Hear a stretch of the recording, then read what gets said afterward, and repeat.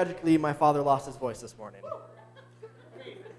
Such a tragedy. Anyway, so I'm going to start the sermon off today with a film, if you guys remember it. It's called About a Boy.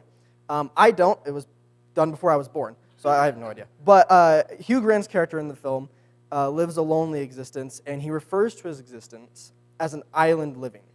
And he's quite happy with it. That is until about a 12-year-old boy befriends him, and suddenly his whole lifestyle is called into question. He seems to be so much happier in the community, and he doesn't really know how to work through it. But in the end, he finally works out that being in community and being with other people and not being alone by himself makes him happier and is just better for us as humans in general. So today, I'm going to look at God's wisdom and how it applies to our relationships as a people, whether it's romantic relationships or just friendly relationships. I'm also going to look at why it's necessary for us to not only have these relationships, but include God in those relationships. Relationships are a gift from God, and wise relationships are oriented around God. This means that there are certain characteristics of a wise relationship. One of these, probably the biggest one that most of us will know, is trust. Today I'm going to talk about Proverbs 3, 5 through 6. I'm not going to get there just yet, but Proverbs 3, 5 through 6 talks about trust. And trust in relationships with any other human can be very difficult. Often we find ourselves guarded against it for one reason or another, whether we haven't had a relationship in a long time or haven't built a new one in a while, or we were recently hurt by someone beforehand, or we just can't get over ourselves for one reason or another. It's really hard to trust people sometimes. How can we trust others, especially if they've hurt us? Because there are a lot of people who have hurt us throughout this world. And sometimes we need to learn how to trust them too. Proverbs 3, 5 through 6 says, "Trust in the Lord with all your heart, and do not lean on your own understanding. In all your ways acknowledge him, and he will make straight your paths." Trust in a relationship with another human has to start with trusting God. Trust in the Lord with all your heart. Do not lean on your own understanding, and in all your ways acknowledge him, and he will make straight your paths. We have to start by trusting that God's ways are superior. He has a whole book about what we need to do on that. And he'll make the choices before us right. He'll make our paths straight for us. This does not mean we blindly ignore the warning signs, though. This means that when we're trying to build trust in someone, we listen to God and what he's saying. The warnings might be coming from him. But if you're to build a relationship with others, you need to start trusting God first. Now, trusting God is a dilemma all in itself, and trusting God in all your ways, including your relationships, can be very difficult.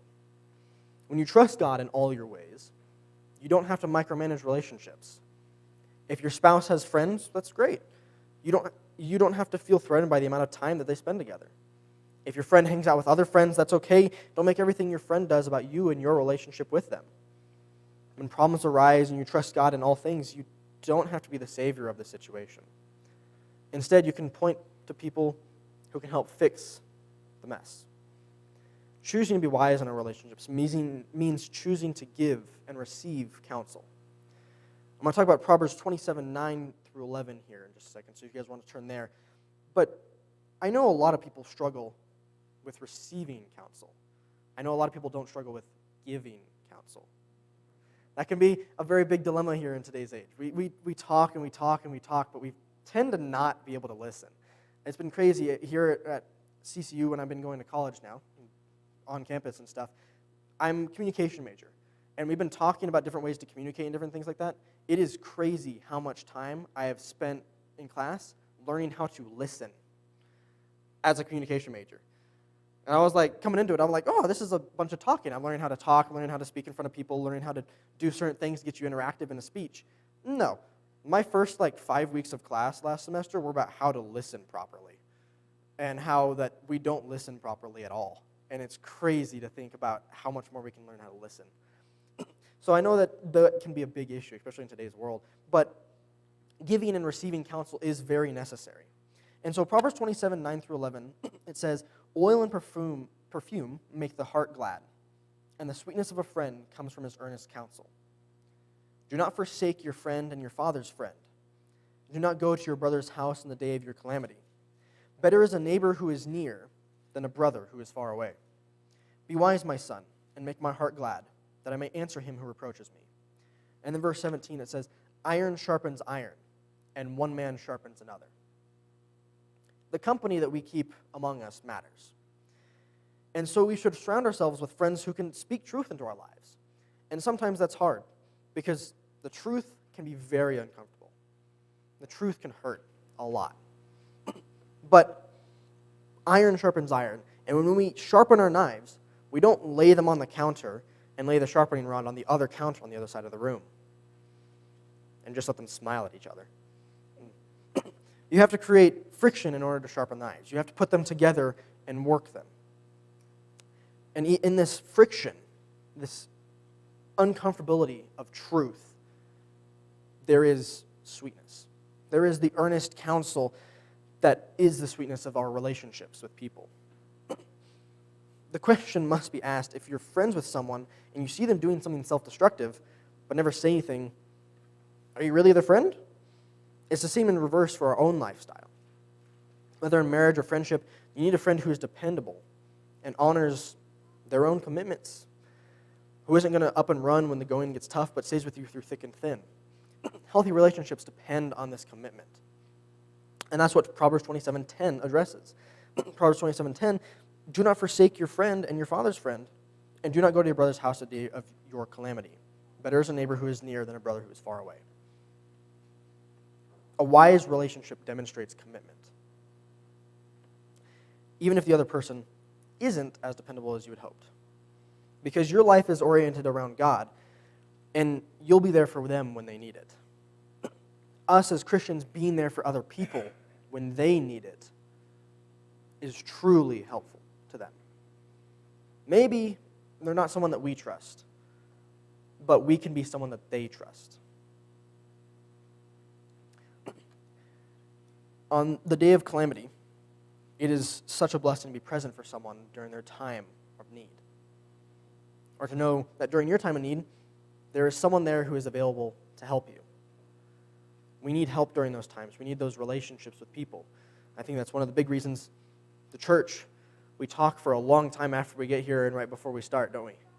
To build those relationships, to be together in community with each other, so that way we can trust each other for when our time of calamity happens and when we need that help. We're there for each other. I'm going to leave you with one last story for today. So, how many of you know Christopher Reeve? Christopher Reeve. Older Superman. In my dad's notes, it says that if you ask my kids who play Superman, they'll say Henry Cavill, but not me. Superman was always Christopher Reeve, which is really funny because I've never watched the Superman with Henry Cavill. I've only watched the Superman with Christopher Reeve. So, yeah. So, I know I've seen the Superman as Christopher Reeve, like in the Batman versus Superman one, but I've never seen him in an actual Superman movie. I've only watched the Christopher Reeve Superman movies. So, but Christopher Reeve was good friends with another very well-known actor, Robin Williams. I'm sure we all know him. Many of us remember Robin Williams' funny wit and crazy shenanigans in a lot of his movies and a lot of his stuff outside of his movies. He would go and do crazy things for people and just do whatever he really wanted, I guess. The two met at Juilliard and were close friends for the rest of their lives. And Reeve recounts Williams' commitment to him in his autobiography. After a tragic accident that left Reeves paralyzed, Williams came to comfort his friend. And in Reeves' autobiography, he wrote, as the day of the operation grew closer, it became more and more painful and frightening to contemplate. I only had a 50-50 chance of surviving the surgery. Then, in an especially bleak moment, the door flew open, and in hurried a squat fellow in a blue scrub hat and a yellow surgical gown and glasses. Speaking in a Russian accent, he announced that he was my proctologist, and he needed to examine me immediately. My first reaction was either I was on way too many medications, or I was in fact suffering from brain damage. But in fact, it was Robin Williams. My old friend had helped me know that somehow I was going to be okay. He said that he would do anything for me. I thought, my God, not only do I have Dana and my kids, but I have friends like Robin who truly care. Maybe it will be okay. I mean, life is going to be very different, and it's going to be an enormous challenge. but I can still laugh, and there's still some joy in it. In one humorous act, Williams demonstrated the biblical truths of trust, honesty, and commitment. And Reeve expresses the endless value he received of that gift. We're all called to be disciples of Jesus.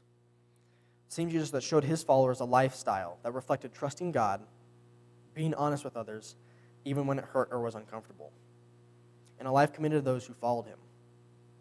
We need to surround ourselves with those we can trust, those who are honest, and those who can commit. For our true friends, when we're around them, will help us out when we are in our time of need, and we will do the same for them. Community is vital to the Christian lifestyle, not only because of our connection to each other, but because through that connection with each other, we build a stronger connection with God. We're called to live out this life here on earth as a reflection of the gift we received from Jesus. The gift of love, mercy, and grace. As a disciple, we must be willing to go the extra mile for others, to love them even when it's not returned from the other, to love our enemies, and to trust God's wisdom to guide our relationships with others, and our relationship with Him. Relationships are vital to us as people. We need them to survive. We do. Because without relationships, we cannot live. I saw somewhere, can't remember where, there was a study done, and it said that we as humans need to have hugs to live. I think it was somewhat like 5 hugs a day to be able to live happily. It was 10 hugs to thrive, and 15 hugs a day to be able to progress forward as a human. We need that connection. We need to be able to connect with people. We need to have that community. We need to be able to have hugs with each other. We need to have those relationships. We need our connection with people to survive. But by putting God in those relationships, we truly live. We need God to live in our relationships, because through God, we live through Him.